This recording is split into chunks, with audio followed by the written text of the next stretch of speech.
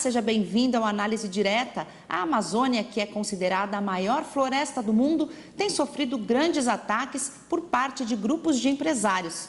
As belas paisagens, aos poucos, dão lugar a campos abertos, criação de gado e plantações. As culturas indígenas estão se dissipando, motosserras não estão dando trégua e as queimadas criminosas têm deixado a selva em cinzas. E para falar sobre esse tema, eu recebo hoje aqui no programa o Lincoln Amaral, que é biólogo, romancista e autor do livro Trilogia Amazônica, que traz à tona todas essas questões. Olá, Lincoln, seja bem-vindo. Como vai, Patrícia? Tudo bem? Tudo bem. Bom, vamos falar então um pouquinho sobre o seu livro, né? Como surgiu a ideia de falar sobre a Amazônia? Pois não, Patrícia. Patrícia, eu gostaria apenas, antes de iniciar, fazer alguns agradecimentos, que eu acho que é importante. A área cultural é uma área que precisa de mais incentivo, né? Realmente. Eu gostaria de agradecer primeiramente a Kátia Saízi, que é do Grupo Pluricom, que está fazendo a divulgação desse trabalho. Agradecer o professor Oswaldo Truzzi, da UFSCar, e toda a equipe editorial da UFSCar, que inclusive publicou meus outros livros também. Tá? E, bom, para responder sua pergunta, veja, na realidade, eu iniciei esse trabalho com 3 histórias de temas que, num primeiro momento, me apaixonam, né? Temas relacionados à medicina, ao contraste que existe entre a medicina convencional e a medicina, digamos assim, tradicional dos povos da floresta, a questão da cultura indígena, a questão da ecologia e também a questão política. Então, esse livro ele é bem amplo, ele trata de bastante coisa, de vários temas, né? Bem, então eu iniciei, como eu estava dizendo com você, com 3 histórias correndo independentes. E estava desenvolvendo as 3 histórias. Quando, um certo dia, eu tive um clique. Eu falei, poxa, quem sabe essas 3 histórias poderiam fazer parte de tríades, quer dizer, 3 capítulos, né? E depois elas vão convergir para um assunto que me interessa. Então foi assim que se deu o processo de concepção. Como são essas 3 histórias? Pois não, nós temos uma primeira história que trata-se, como o próprio nome do livro diz, Hipócrates, o xamã e o escriba. Hipócrates é um rapaz que está fazendo um curso de medicina. Então vai mostrar toda a trajetória desse rapaz, as contradições, né? A questão da formação acadêmica da década de 60, que foi um período muito conturbado do país. Essa é uma primeira história. Esse rapaz também ele tem na sua formação, na sua história, uma relação com uma feiticeira praticamente. Esse personagem provém de Minas Gerais, que passou para ele uma série de conhecimentos xamânicos, mas ele faz opção pela medicina convencional. Essa é uma primeira história. A segunda história é uma tribo indígena que ela existe, certo, na região do Acre e região peruana, chamada Nação Kaxinawá. Eu fiquei assim muito impressionado com a riqueza indígena no Brasil. Nós temos mais de 1000 nações indígenas no Brasil, com vários dialetos. Veja, eu estudei e uma riqueza fantástica. Então a gente quis mostrar, explorar um pouco a partir da cultura indígena, fazer uma discussão. Por que a cultura indígena ela é uma cultura, de certa forma, que mantém uma economia sustentável? O que isso tem a ver? A questão da religiosidade deles, a questão da relação com a floresta, da medicina. Essa é uma segunda história. E a terceira história se passa numa guerrilha que aconteceu na Bolívia no final da década de 60. Não é dito para o leitor, mas nós sabemos que essa guerrilha foi comandada pelo Che Guevara. Na realidade, foi a última grande empreitada revolucionária do Che Guevara, e ele foi morto. Esse personagem chamado Pablo da guerrilha, ele vai ser o escriba, ele vai se tornar um escritor. Então o livro mostra a trajetória de 3 personagens, um que vai se tornar médico, um que vai se tornar xamã e um que vai se tornar escritor. E como é que essas histórias se encontram justamente no tema Amazônia? Sim. É que os personagens principais, eles convergem para a Amazônia. As histórias vão correndo de uma forma que os personagens eles vão se encontrar mais especificamente na região do Acre, no início da década de 70, aonde se iniciou o movimento dos seringueiros, que foi um movimento fantástico que nós tivemos no Brasil. Quer dizer, havia um projeto de um desenvolvimento baseado na agropecuária, que havia nos outros estados do país, cuja proposta basicamente era queimar a floresta, colocar bois, extrair as populações tradicionais que viviam ali há milhares de anos. Obviamente que esse modelo de desenvolvimento, que inclusive surgiu na ditadura militar, ele não se demonstrou nem economicamente viável. Quer dizer, então mostra o livro, apesar de ser ficcional, esses personagens eles vão fazer parte desse movimento. Como foi que isso ocorreu, como os grupos se organizaram para resistir, enfim, como se formaram os sindicatos, como se deu os embates. Claro que dentro de uma história ficcional, mas o pano de fundo é esse.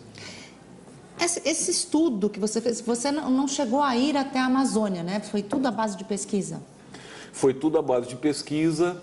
Eu sou biólogo, então eu fiz uma monografia, inclusive, sobre a Amazônia. Quer dizer, eu já tinha um certo conhecimento da geografia, da flora, da fauna. Mas o que me interessava realmente era a cultura local.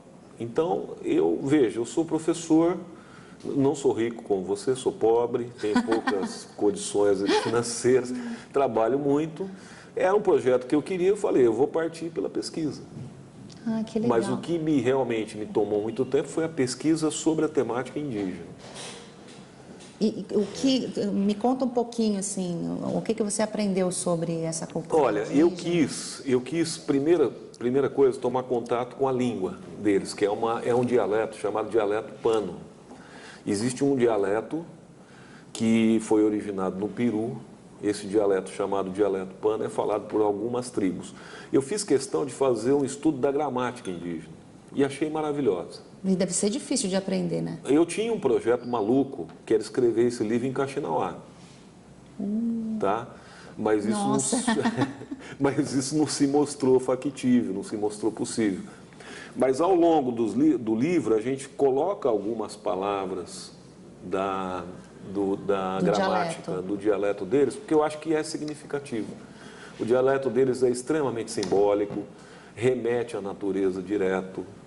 Então, eu acho que o dialeto, a língua, explica um pouco a cultura, né? Uhum. Então, eu tive essa preocupação. Mas não só isso. Eu quis estudar os rituais, as relações religiosas que eles têm.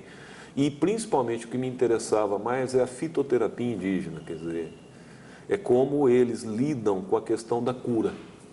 E eles usam muito, né, plantas que... O conhecimento deles a gente não tem como saber, né? Que é extenso, né? Que eu já li muito sobre isso. Eles usam muito plantas da própria floresta. Sim. Para curar, né? É um conhecimento milenar que não tem preço. Então, o que ocorre? É um conhecimento empírico, é um conhecimento que vem se dando há milhares de anos, é um conhecimento extremamente sofisticado. Mas veja, tudo tem o seu ponto de vista. O ponto de vista deles é um ponto de vista religioso. Só que o que ocorre é o seguinte, nós temos empresas multinacionais, laboratórios que vêm para o Brasil, entram em contato com os pajés, inclusive tem um personagem no livro que faz isso, um francês, eles pegam a planta, levam a planta para fora do Brasil, fazem a patente da planta e depois nós compramos os royalties da planta brasileira. Nossa. Então é a chamada biopirataria que... É um absurdo, né? Sem dúvida. Porque a Amazônia ela tem uma riqueza de recursos naturais muito grande, né? 17% da água doce do mundo. 55 mil espécies de plantas fanerógamas, quer dizer, plantas com flores. De longe, a maior biodiversidade mundial. E outra, o solo da Amazônia ele é um solo arenoso. Então, se você retirar a vegetação, ela deve evoluir para um grande deserto. Nossa. Então, veja, tudo indica que a exploração econômica da Amazônia com a mata em pé, ela é mais viável do ponto de vista econômico do que você realizando desmatamento. Fora que realizando o desmatamento, com certeza traria um desequilíbrio ao mundo inteiro, né? na natureza, né? Inclusive São Paulo. Inclusive alteraria o ciclo de chuvas de São Paulo, né? O impacto da floresta hoje na Amazônia, como você colocou, ele é um impacto a nível de mundial.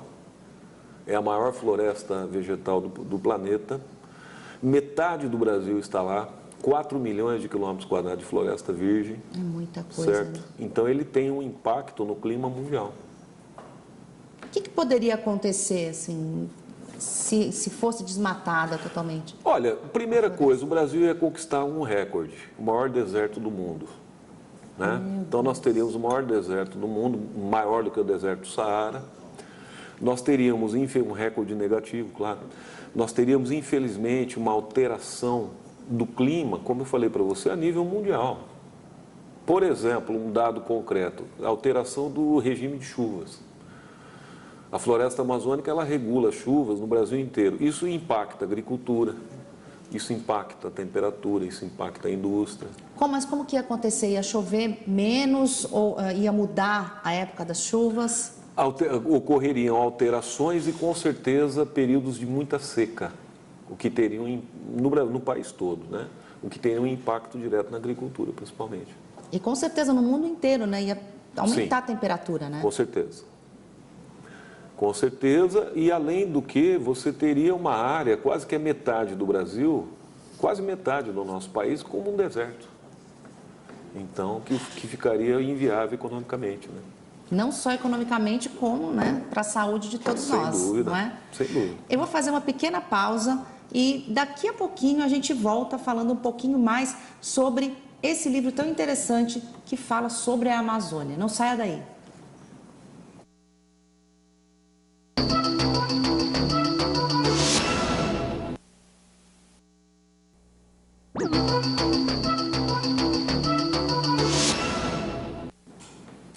Estamos de volta com o Análise Direta, hoje falando sobre a Amazônia. Eu estou aqui conversando com o Lincoln Amaral, que escreveu o livro Trilogia Amazônica. A gente estava falando no último bloco a respeito da questão ambiental, né? A respeito do desmatamento, que a Amazônia poderia virar um grande deserto se continuasse a ser desmatada indiscriminadamente. Como que o livro trata dessa questão ambiental? Olha, o livro coloca as principais contradições históricas que levaram à situação atual que nós temos em relação à questão ambiental da Amazônia. Ou seja, primeiro, o modelo de ocupação proposto pela ditadura militar, que foi um modelo realmente desastroso em todos os aspectos. Nós temos um exemplo desse modelo, que é a Transamazônica, por exemplo. Transamazônica, né? Inclusive havia uma piada, né? O pessoal falava, quando uma mulher era meio estranha, ele chamava essa mulher de Transamazônica, porque falava que era fina, comprida e mal acabada, não é? Porque realmente ela é uma estrada que vai do nada a lugar nenhum. Do nada para lugar nenhum. E com um grande investimento, aonde impactou também projetos de garimpeiros, projetos agropecuários que se demonstraram inviáveis. Qual era a ideia inicial da Transamazônica? A ideia inicial, na verdade, havia uma logística militar, uma lógica militar por trás disso. Era a época da ditadura. Geopoliticamente, o Brasil queria estar entre as potências sul-americanas, né? E, na realidade, havia um desejo do Exército de monitorar as nossas fronteiras, do ponto de vista militar. Então, na realidade, não era só um projeto econômico, era um projeto também militar. Né? E eles desmataram muito para fazer essa... Desmataram, mas você sabe o que eu acho? O Brasil tem uma coisa interessante. A gente precisa também ressaltar as qualidades do país. O Brasil é um dos países que mais preserva do mundo. Eu diria que nós preservamos, sabe por quê? Porque nós não tivemos competência em desmatar. Gente! Porque você pega hoje, quase 75% da população brasileira mora onde? Na região litorânea, que foi por onde começou a nossa colonização. Então, na realidade, os projetos que foram feitos econômicos para a Amazônia, em geral, foram projetos que tinham uma natureza predatória, mas foram projetos incompetentes. Foram projetos que a própria execução do projeto levou a uma inconsistência. E quais foram os projetos que tiveram um sucesso econômico? Foram os projetos extrativistas, que vieram dos índios, por exemplo, borracha. Quer dizer, nós tivemos, esse livro trata da questão histórica do ciclo da borracha na Amazônia. Então, disse, inclusive, que o Acre, que não era brasileiro, que era boliviano, que foi anexado ao país, né? Dizem que a seringueira, a Hévia brasiliensis, a árvore de seringueira, é a mãe do Acre, porque, primeiro, através do leite dela, leite látex, né? É que você definiu as fronteiras. Foram os seringueiros que vieram fazer esse trabalho. Ocorre que, olha só que interessante, a exploração da borracha não é predatória. Ela pressupõe, inclusive, a preservação da floresta, né? E foi uma atividade que teve um impacto. Veja bem, em 1938, 39, a exploração da borracha, ela se equiparou à importação de café de São Paulo. Nossa, então ela teve um grande impacto econômico no país. E você trata disso aqui? Também. Dos seringueiros? Também, de toda essa trajetória dos seringueiros, da questão de como que o extrativismo da borracha, de certa forma, ele moldou a Amazônia e, de certa forma, ele preservou a Amazônia. É mesmo? Ele preservou. Mas por quê? Porque se trata de extrativismo. Ou seja, o que é o extrativismo? É uma técnica que você extrai riqueza da floresta sem desmatar. Nós temos hoje uma coisa que a molecada gosta muito, que é o açaí. O açaí é uma fruta na Amazônia. O açaí, é uma delícia. O açaí é vendido no Brasil inteiro, virou uma febre. Virou, exatamente. Você poderia fazer exploração de outros frutos, de corantes, de fármacos, enfim, a riqueza que nós temos na Amazônia é muito maior do que a gente pensa. Não é só riqueza mineral, é riqueza biológica, assim, incomensurável. E para você, veja bem, Patrícia, qual que é a lógica? Para você ter a riqueza está na floresta. Então não cabe um desenvolvimento para a Amazônia, um desenvolvimento convencional. E historicamente o que é interessante é que, historicamente, o que ocorreu? Os projetos convencionais, todos eles foram à bancarrota. Mas também, por que o livro tem a questão política? Porque houve resistência política, houve organização. Nós tivemos o Chico Mendes no país. Sim. Né? E o Chico Mendes, que era um seringueiro, praticamente analfabeto, ele só passou a ser respeitado quando ele teve reconhecimento internacional. Na realidade, o Chico Mendes, que se sabia da morte dele, é a morte mais anunciada do Brasil, certo? O Chico Mendes, ele começou a ser convidado por organismos internacionais de meio ambiente, e a partir daí que ele começou a ter uma visibilidade no país, né? E se sabia que o Chico Mendes ia morrer.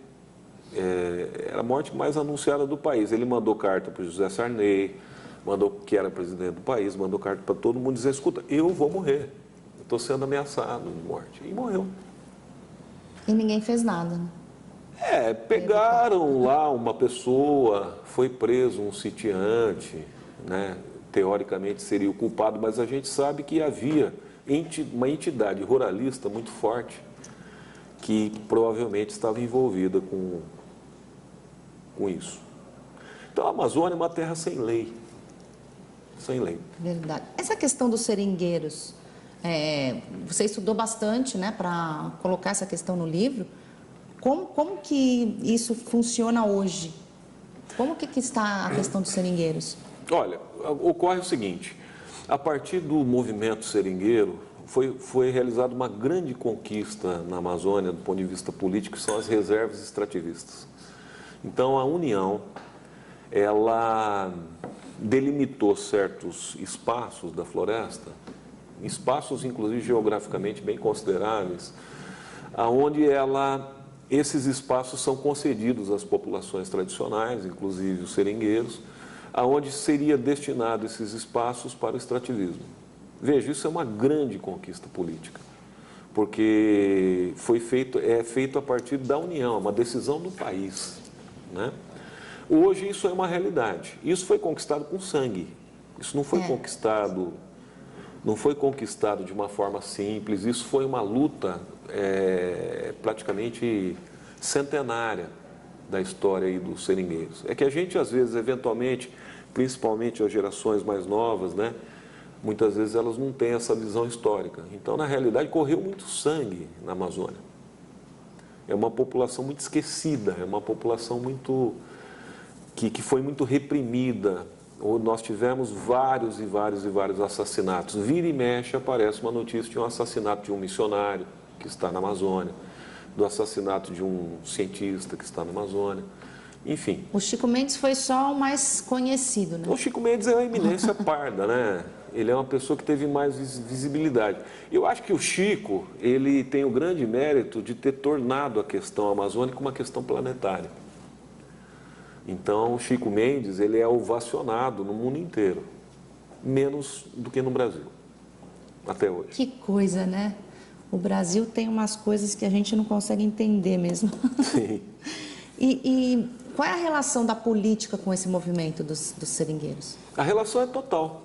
A relação é total, porque, na realidade, qual era a estrutura de poder que a gente tinha no Acre e na Amazônia? Era uma estrutura da oligarquia,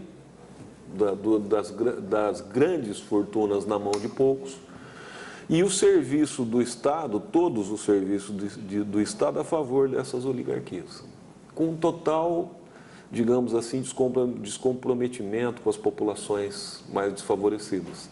Então a questão política é total. Veja, a decisão do modelo de desenvolvimento já é uma questão política, total, né? E ela passava por isso. Veja, grandes proprietários de terra, latifundiários, eles sempre foram muito, digamos assim, eles tiveram um tratamento muito especial do Estado. Enquanto que as populações tradicionais, que estão lá milenares, não se pensa duas vezes para retirar essas populações, para expulsar, para matar. Principalmente os índios, né? Sem dúvida. Um genocídio. O que nós temos no Brasil? Você tem algum estudo disso aqui no livro? O que você... Nós tivemos no Brasil um genocídio muito maior do que o genocídio que ocorreu no oeste norte-americano. Quer dizer, o genocídio indígena que ocorreu no oeste norte-americano é conhecido pelos filmes de Hollywood, que inclusive os mocinhos são o pessoal do exército. Mas eles realmente... o índio é sempre meio bandido, Exato. Né? Nos filmes da... Calcula-se, isso é um estudo, veja, é um cálculo, né? Não é talvez tão preciso, mas calcula-se que quando os portugueses chegaram no Brasil, nós tínhamos uma população na Amazônia de cerca de 3 a 4 milhões de índios. Tá? Meu Deus, e hoje? Hoje nós não temos 300 mil. E o nome disso é genocídio. Então, na realidade, o que ocorreu, sempre ocorreu historicamente, continua ocorrendo, é o genocídio, a cultura indígena. Então, que se fala pouco, quer dizer, normalmente você vê, inclusive, uma classe média aí que existe meio raivosa e tal, inclusive questionando as reservas indígenas, né? Questionando, dizendo que o Brasil tem muita área destinada à reserva indígena. Mas é uma questão que precisa ser analisada dos dois lados, no mínimo. Porque, na realidade, quem são os brasileiros? Quem são os brasileiros? Os brasileiros de verdade mesmo, nativos, são os índios. São os índios. Agora, de 3 milhões para 300 mil, Sim. é muita coisa, né? E como que pode as pessoas acharem que há muita área indígena?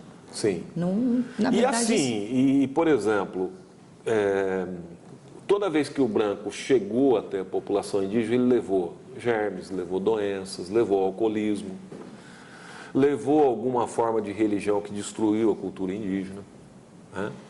Então levou levou necessidades para a população indígena que não faziam parte na realidade. Então o livro trata muito sobre isso também, quer dizer, como que a cultura indígena ela está sendo e continua sendo massacrada no país. Porque alguns pensam que hoje ela é privilegiada ainda. Continua sendo massacrada, né? Demais, demais. Haja vista essa tribo atual do Mato Grosso, né? Agora não me recordo exatamente o nome, mas que está sendo proposto pela tribo um suicídio coletivo de milhares de pessoas. Veja, é uma civilização que está se propondo a se suicidar. Eu acho que isso não é de graça. Nossa, é um problema sério, Sem né? dúvida. E as ações que são feitas em favor do índio hoje? Olha, eu acho que tem que ser ressaltado alguma, sim. Por exemplo, se você pegar a educação indígena hoje, existe um projeto muito interessante de educação indígena que é feito na língua deles, por professores. Por exemplo, no caso da tribo Kaxinawá, você tem professores Kaxinawá que ensinam para os índios a cultura, na língua deles. Existem certos programas muito interessantes também. A gente não pode, né, Patrícia, ter uma visão muito assim maniqueísta, né? Tudo bem, existem questões complicadas, mas existem questões também interessantes. Tem muita coisa para falar, né, sobre a Amazônia. Eu vou chamar mais um intervalo, mas daqui a pouco a gente volta falando um pouquinho mais sobre esse livro que fala dessa rica cultura, desse pedaço rico do Brasil. E vamos falar um pouquinho sobre a Amazônia Azul. O que é isso? Você vai saber daqui a pouco. Não saia daí.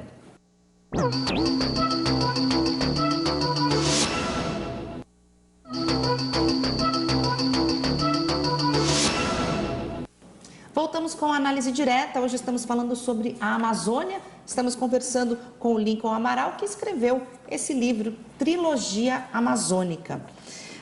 Bom, a gente tem uma informação aqui que tem um pedaço do litoral brasileiro, né, que vai assim, de norte a sul do país, que é chamado de Amazônia Azul. Devido à riqueza, eles fazem essa analogia ao nome por causa da riqueza, né, que existe lá. Me fala, como biólogo, o que você acha dessa associação? Eu acho interessante. Agora, eu acho que é importante esclarecer que se trata de um outro bioma, que é o bioma de Mata Atlântica, que inclusive tem uma peculiaridade interessante. O bioma de Mata Atlântica tem maior biodiversidade que a Amazônia. Ele é o bioma de maior biodiversidade mundial. É que a Amazônia engole ele pelo gigantismo, pelo tamanho e tal. Agora, me parece que essa expressão, ela compara um pouco esse bioma com a pujança biológica da Amazônia, né? Então, você imagina um dossel vegetal, dossel seria a copa das árvores de média de 50 metros. 50 metros de comprimento. Nossa. Então, essa é um gigantismo, é uma coisa maravilhosa. Então, eu creio que seja mais uma comparação, né? Devido ao tamanho ou à riqueza? Eu acho que os dois. Acho que o tamanho não, certamente não, porque esse bioma litorâneo brasileiro ele é muito devastado.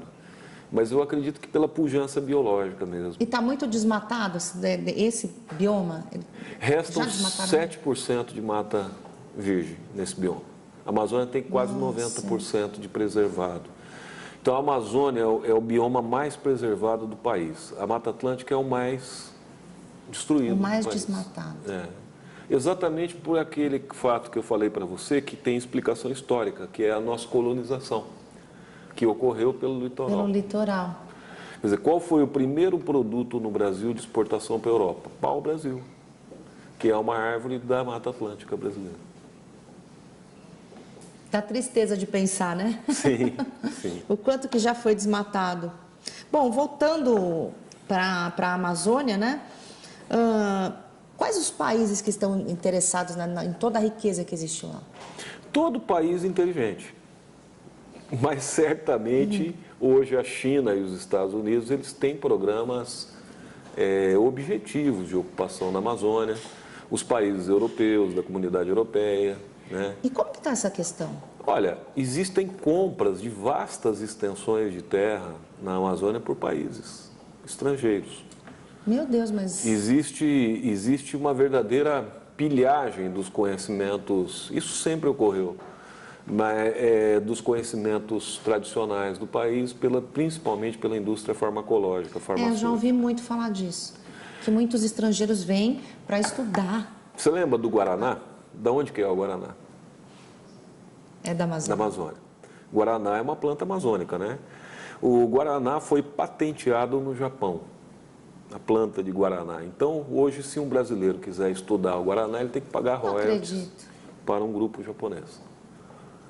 Então é a questão do...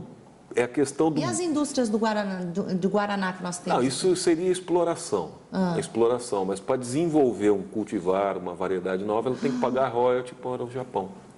Que absurdo. Né? Então é o chamado patenteamento genético. Então, meu Deus, as empresas pegam um DNA de um certo ser vivo e se torna dono daquele material genético. Mas como pode isso? Como que o Brasil pode permitir isso? Olha, na verdade existe um comitê internacional. Claro que o país poderia ter uma política mais rigorosa com relação à erosão genética. Poderia ser feito uma regulamentação melhor sobre isso. Agora, a biopirataria no Brasil sempre existiu. Inclusive, um dos primeiros exemplos de biopirataria que nós tivemos no Brasil é a própria seringueira. A seringueira foi pirateada na Segunda Guerra Mundial pela Inglaterra para as ilhas da Malásia, aquelas ilhas do Pacífico que eles tinham. E em cerca de 20 anos eles ultrapassaram a produção brasileira e derrubou o preço da borracha no Brasil, com seringueira do Brasil. Mas e o governo não faz nada? O governo brasileiro não intervém? Veja, existem políticas. Eu acho que o governo hoje ele tem uma visão mais atenta com relação a isso. O problema é a extensão da Amazônia, né? A Amazônia, ele é um continente, a Amazônia. A Amazônia é mais da metade do Brasil. É difícil de fiscalizar. Exatamente. Você pega a região de fronteiras da Amazônia.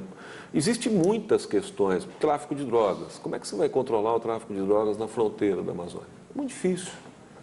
Então, a Amazônia é um local sempre que foi um grande desafio para ser administrado, né?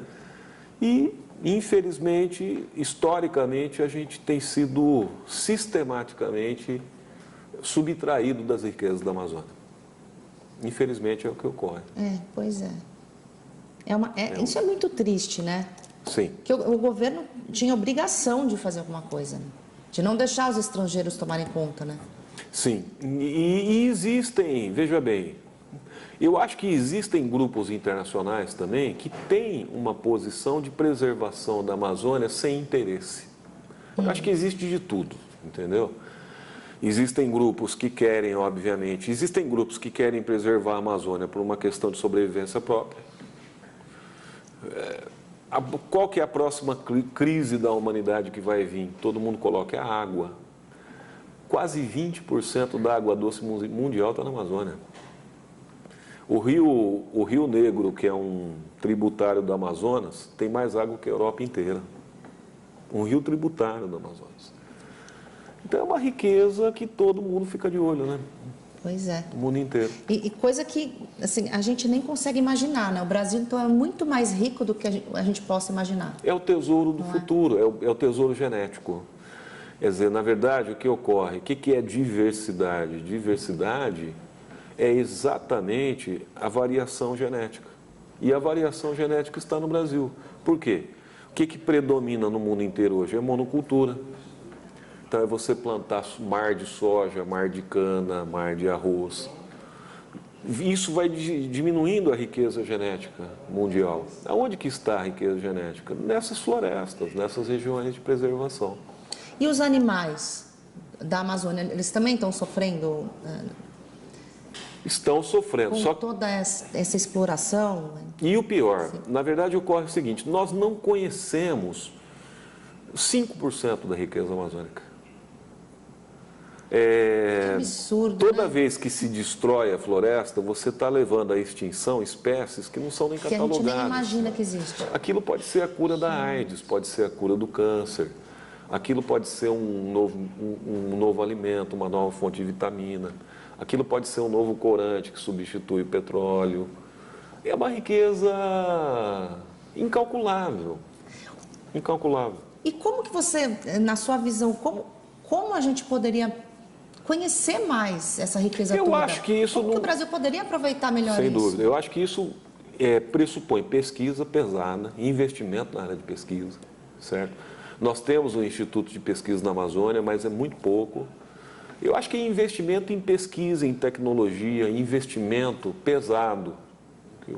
Se o país entender que a riqueza biológica é a riqueza do futuro, porque ele vir investindo e tendo inovação tecnológica, é um ganho para o país fantástico. Agora, isso depende de uma decisão política, né?